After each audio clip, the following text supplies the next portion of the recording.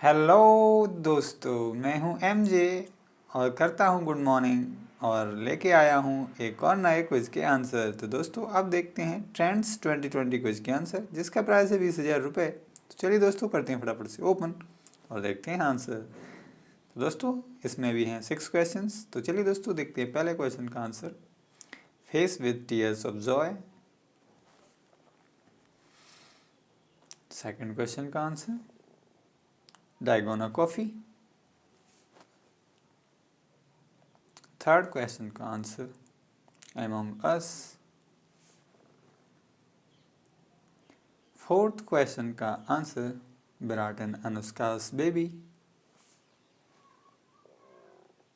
और fifth question का answer biryani. और फाइनल क्वेश्चन का आंसर गेंदा फूल। दोस्तों इस तरह से हो गए हमारे सारे क्वेश्चंस करेक्ट। आप कर दीजिए वीडियो को लाइक और चैनल को सब्सक्राइब। हम मिलते हैं एक और नए क्विज में, तब तक के लिए जय हिंद।